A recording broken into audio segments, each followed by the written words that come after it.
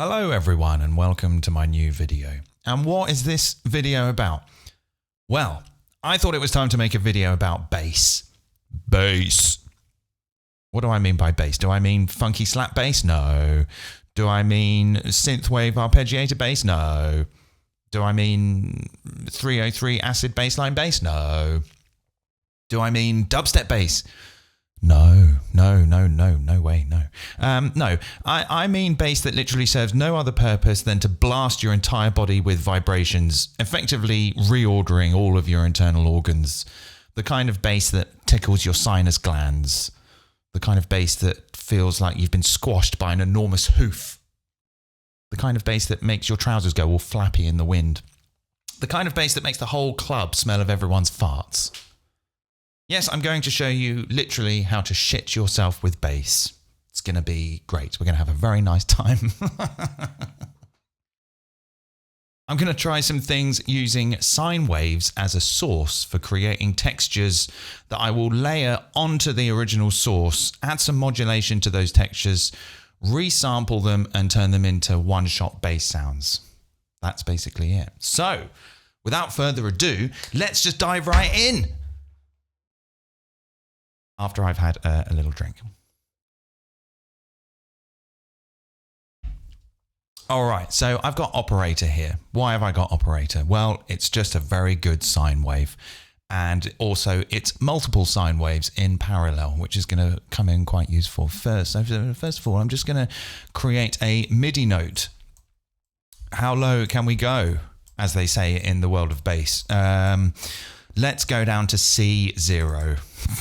C0 for zero bass. Let's see what that's like, shall we? Yeah, it's there. There's some bass. So I'm doing this on my headphones, which are Beyerdynamic DT770 Pros that are 10 years old. In fact, maybe even more. But I could hear that pretty fine.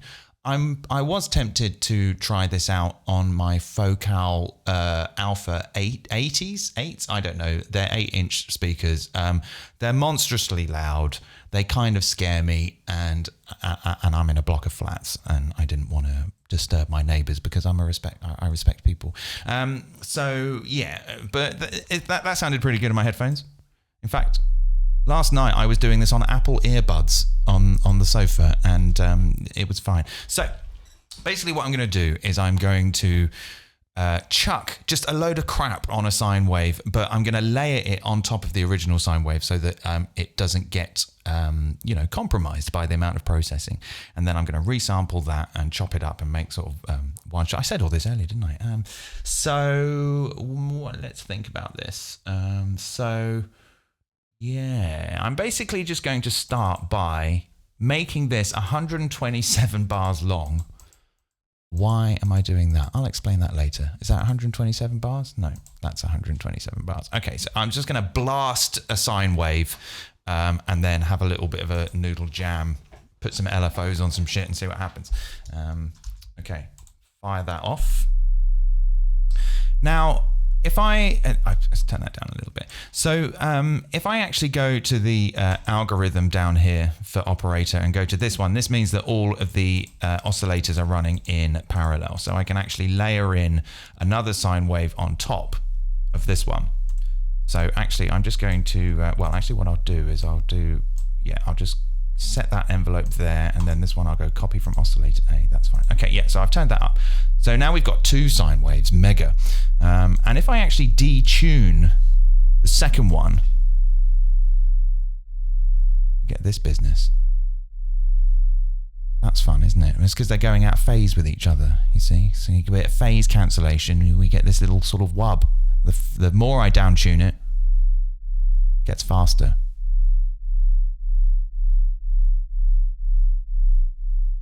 So I can also filter the sine wave, which seems a little bit weird, but can kind of help a little bit too. Let's make it less aggressive. Okay, that's good. So, yeah, but I don't know if I really want that as my initial sine wave.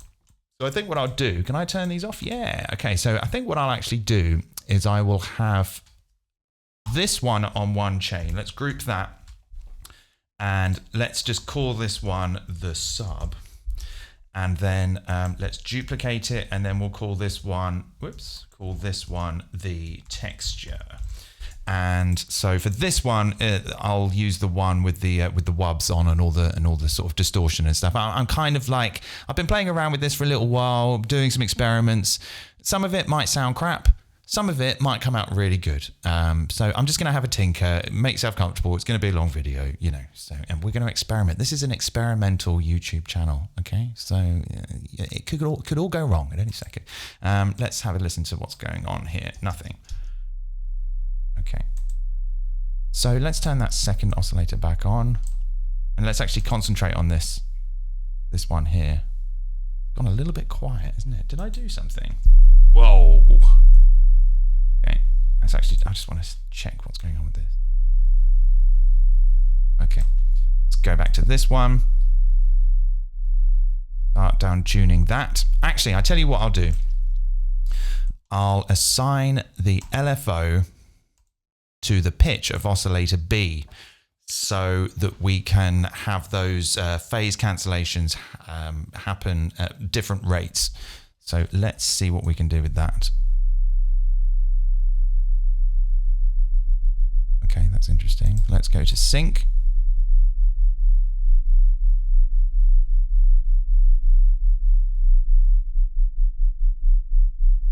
Okay, that's good. I like that. So why don't we start by just chucking an LFO on that LFO rate. Let's LFO the LFO. It's funny how these things kind of come together, isn't it? Right, let's listen to that then. Okay, I'm going to go for a random. What's the maximum? Okay, I don't want 1/48. 1/16 might be fine. Yeah. Actually, 1/16 might be a little bit much. Oh, 32. Let's maybe come down to 70%. Yeah, that's good. Okay, all right. So we've got some like good old-fashioned grime wubs there, you know, before dubstep came along and made it all, you know. Well, actually, that is what I'm about to try and do. But anyway, so yeah, we've got like just some classic sine wave wubs there. Oh, where's it gone? All right. So why don't we start by putting the saturator on it? In fact, before we do anything. Did I just put that in there? Come on, in you go. Go in there. What? I just did that. Drop the thing. Right, okay. So, and actually I'm just going to stick a limiter on the end here. I'll leave that LFO there for now. Right, let's turn soft clip on and let's dial in some drive. Goodness me, let's turn that output down a little bit.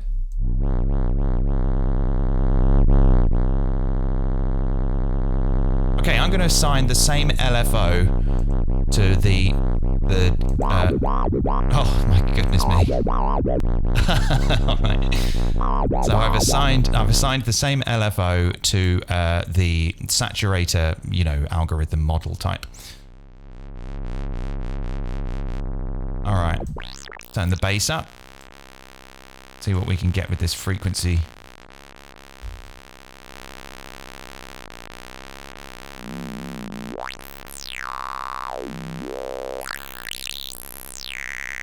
Yeah, that's interesting. Actually, I'm gonna turn that off and just use the drive. And then let's maybe let's turn that down a little bit. Yeah, it's just gonna be a big long bass drone out this video. Let's see what else we can use. Let's see what let's put erosion on here and add like some sort of noise.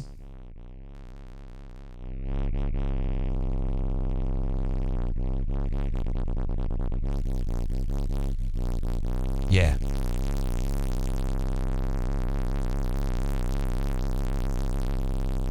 Okay, that LFO is going a little... Oh, that was good, right. Oh, wow.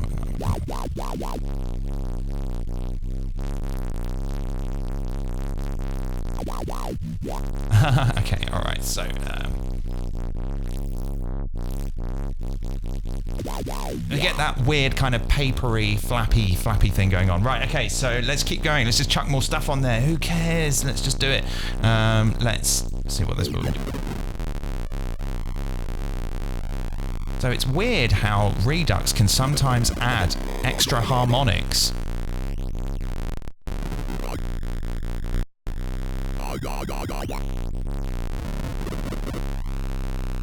Okay, I'm gonna map that as well.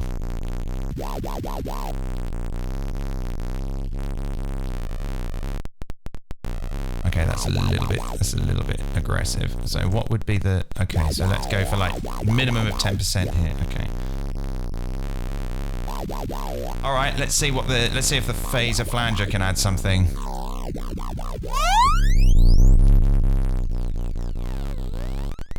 Let's try like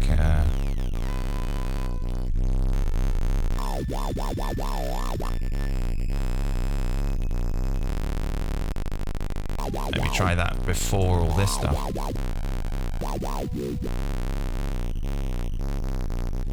No, I don't like it.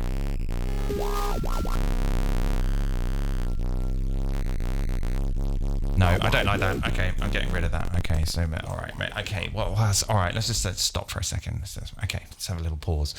So you can see where I'm getting at. Okay, I'm kind of creating a textured motion over the sine wave, and then when we layer the original like pure sub sine wave in underneath, we're going to get this big kind of I don't know, this big, well, bass, just big bass.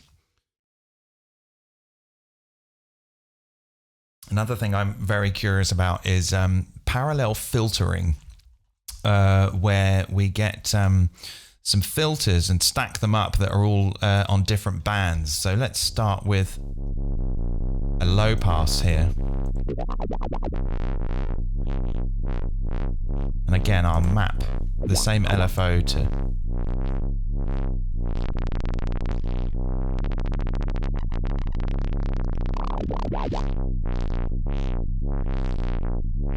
Okay, and then what I'm going to do is I'm going to group that, and then I'm going to duplicate it, but I'm going to have another one underneath which is going to do a band pass. No, sorry, a high pass. It's going to do a high pass. Let's see. And then we get this kind of almost sort of phasing, like a phaser type.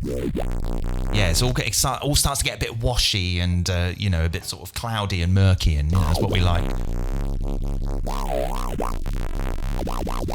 Okay, let's again map the same LFO to the rate of this one, but I'll invert the values.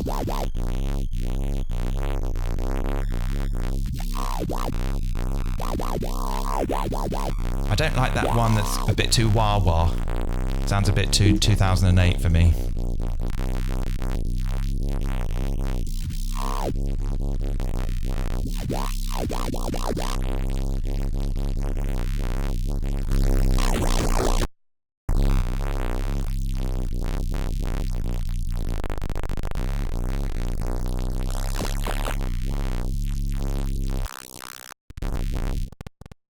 Oh dear, where's it gone? Okay, let's put those bits back up. Okay, we're starting to get somewhere now. I mean, I could keep going, but I might leave that to you. You can decide where, if you want to keep going with something like this.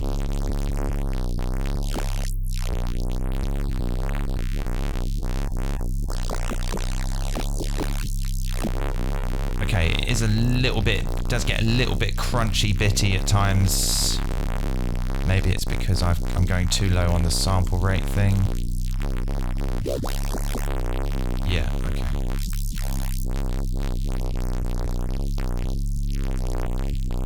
Let's see what it's like with a bit of reverb on.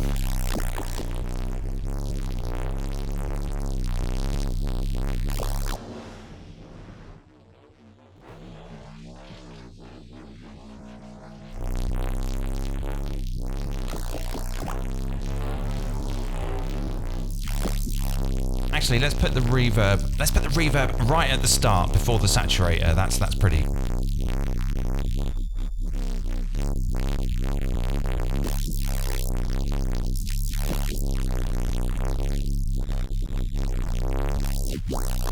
actually, I've said no, that didn't work as expected. Let's try this. Let's try it in between the saturator and the erosion.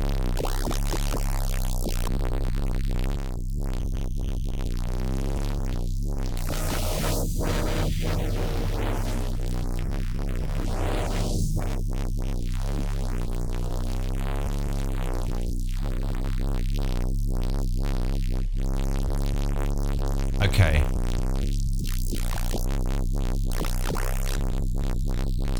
I think I'd like even more distortion, actually. Well, actually, I suppose let's maybe. Oh no, I should probably just get on with it. Okay, let's now. I'm gonna drum bust that like an idiot now. Oh, why isn't my thing dropping? Drop the devices. Okay, right.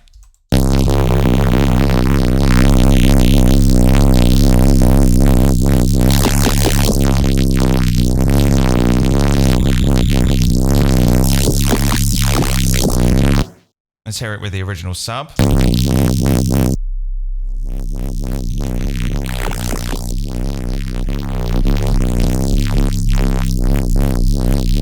Okay, that's kind of interesting. But the thing is, it's a little bit too... Pardon me. It's a little bit too random. It's a little bit too... It's like someone, you know, just chewing on a big piece of gristle. You know, it's not really, you know, it kind of needs a little bit of musicality to it. So what I'm actually going to do before I start sampling all of that is I'm actually going to use a plugin to loop some of those modulations to give it some repetition, because repetition is very musical.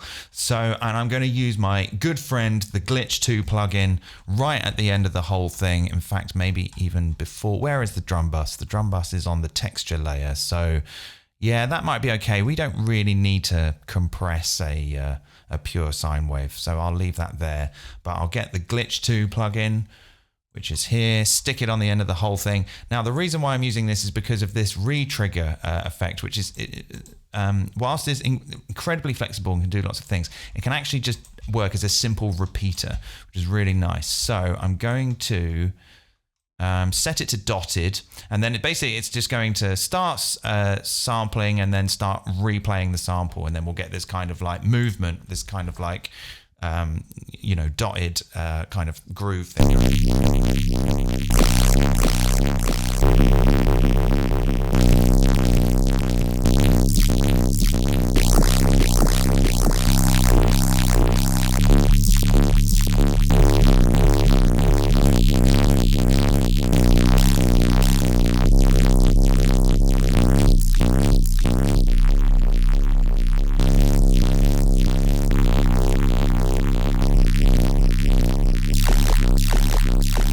What tempo am I at? 140.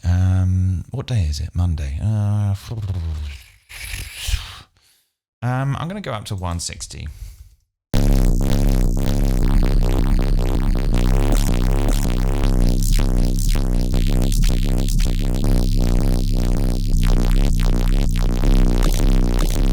Okay, this is good.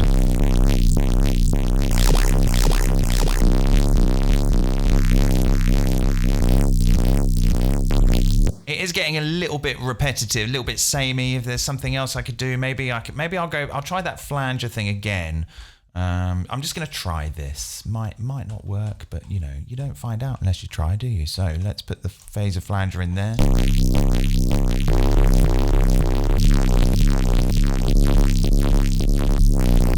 Barely hear it.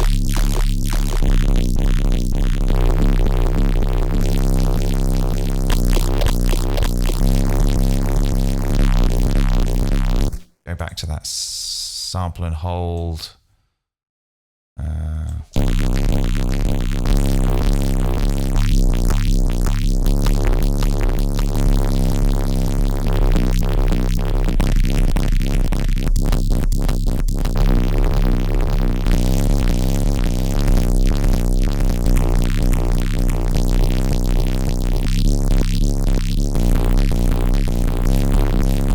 It's not really doing anything, is it?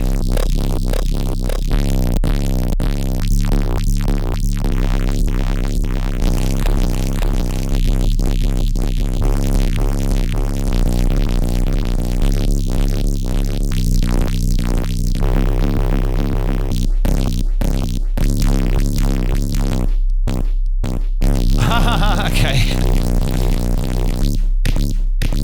That's interesting.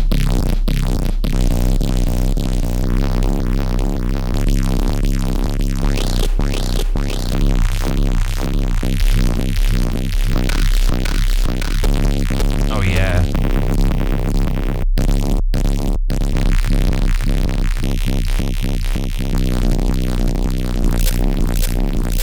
Okay, all right, that'll do. Yeah. I mean, this is just for demonstration purposes, and this is an experiment. So, right, let's resample that and turn it into some one-shots. So I'm going to resample onto my resample channel. Let's just have a quick check that the levelers are all okay. Are the levelers okay? Has anyone checked up on the levelers? Let's have a drink. Whatever happened to the levelers? Okay, right, let's resample. I'm going to resample 127 bars, 128 bars, and then I'm going to slice them all up into little one-shot loops. Okay, so I shall see you in 127 bars. Okay, see you in a bit.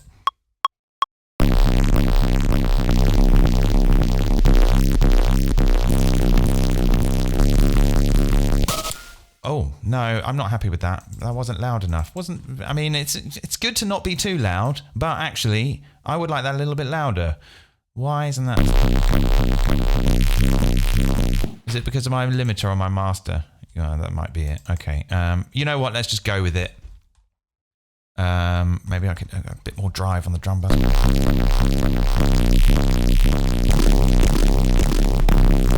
Oh. Whoa. Okay, we could maybe even, you could, if you wanted to, do some low pass filtering. Why aren't they dropping? Just drop the bass. Right, okay, so you can get this kind of stuff as well, you know.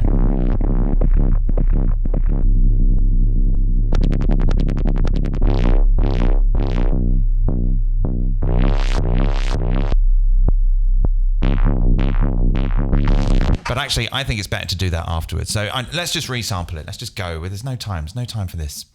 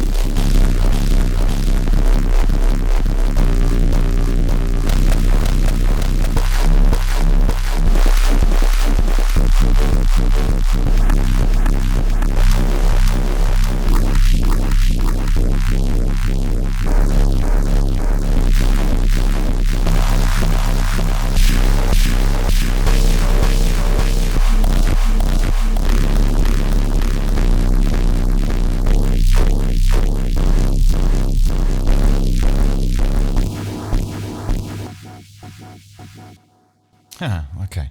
All right, so I've just recorded 128 bars of bass carnage, and now we're going to take it to the next level. Let's just get rid of glitch 2. Thanks, mate. See you later. So what do we do now? So, okay, I'm going to slice this to sampler using a blank sampler preset which I made myself. It's very easy to do. You just load an instance of sampler, set it how you want it, drag it into the packs. No, sorry. You drag it into the user library defaults slicing, and you pop it in there, right? So, and then when you want to slice a clip, you can use your own slice preset. So I'm going to do that, because I'm basically just going to use this basically just to, not by transient, no, we want to slice by bar. So that's going to give me 128 slices. That's exactly what I need. Hit go. Might take a little bit of time. Oh, it did it like immediately.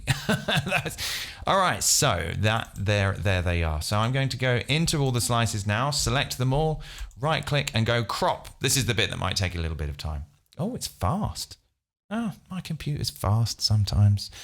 So why am I doing this? Well, basically it's just going to slice that 127 bar recording into 1 bar loops, which I think is just, you know, a good useful thing to do with these types of noise jams.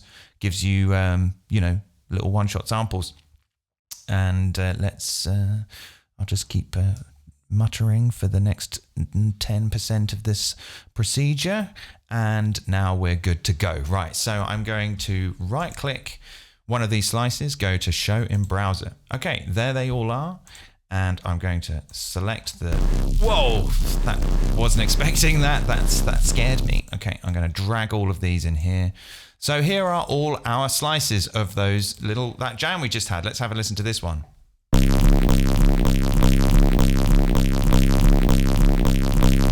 this one.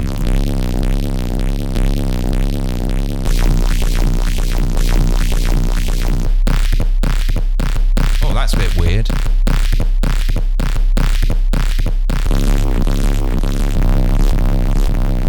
So you could actually, you know, bring in some filtering here now and just kind of back that off a little bit like that if you wanted to.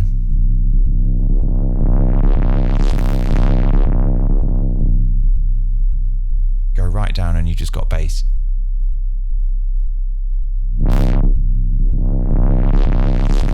Okay, but it doesn't stop there. It doesn't stop there. No, it doesn't. Why? Because actually these are all incredibly complex wave shapes. Can you see this? Look at this.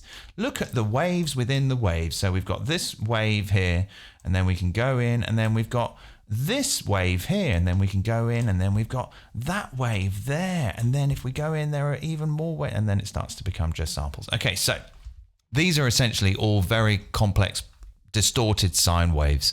And so it doesn't really stop there. If you know, if you're not entirely happy with the way that came out, it was a little bit too like beep, it's a little bit too much of that. Just get a wavetable, pull in Wavetable, and just drop one of them into a Wavetable and have a play around with this. Let's go a little bit louder on the volume on Wavetable. Let's go an octave. Oh my crikey! Oh, why? Oh, that's the shift scene button, not the octave button. Duh. Okay.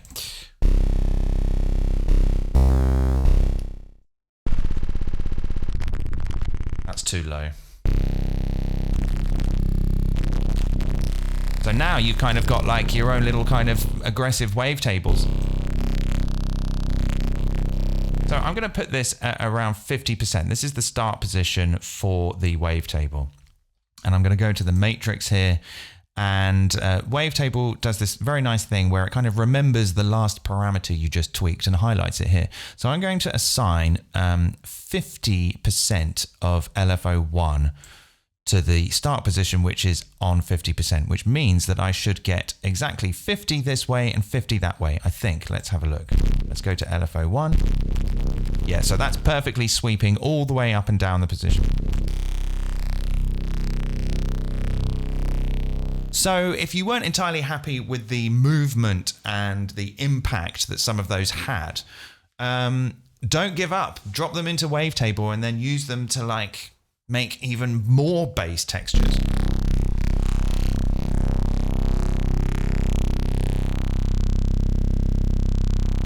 Let's use a triangle. Very quiet. Let's try and add some sub here. Let's see if this works.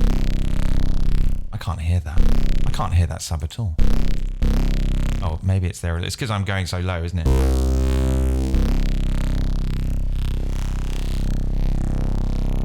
So there's definitely some potential there for even more flappy bass.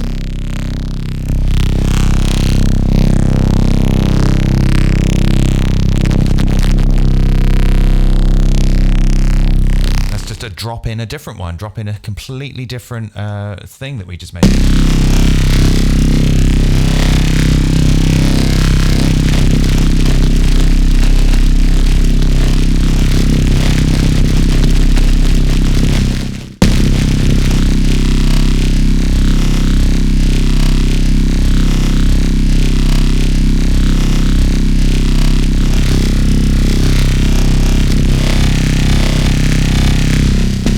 Find one that's got like, let's just try another one.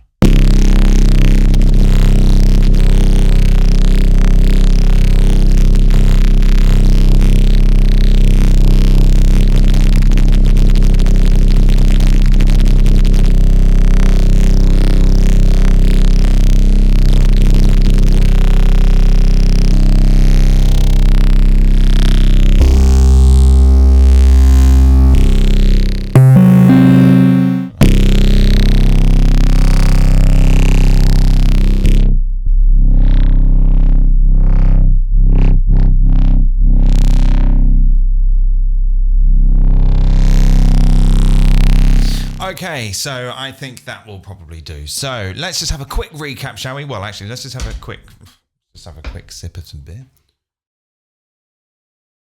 Okay, now let's have a quick recap. So what did we do? Well, obviously it's not, I'm sure there are many of you out there that are very familiar with the technique of, you know, the sub bass and the textured bass. That's probably not groundbreaking to anyone, and I wasn't expecting it to be. But yeah, if you kind of like think of it as getting your sine wave and then creating a parallel process where you keep the dry sine wave as the actual sub, and then on top of that you treat that sine wave with all kinds of crazy stuff and just like knob out, you know, just go nuts and like put LFOs on stuff and just like, you know, don't think about, you know, crazy automation or stuff like this. Just like have a massive jam and then sample it and then zoom in on something that sounds quite good and then crop it and make a little sample out of it and then use that. Just drop that. And then you can drop that in your arrange page, or you can put it in your drum rack or something and trigger it off, or put it into Wavetable and do some more interesting stuff. Let's just try one more. Let's just pick another random one. Let's go for 48. They kind of all sound the same. Oh well, good then. Well, this one's it.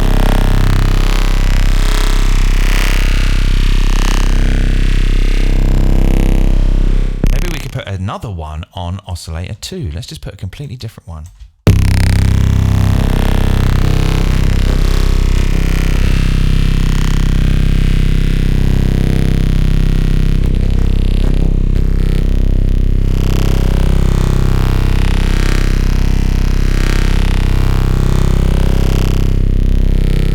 Okay, yeah, right.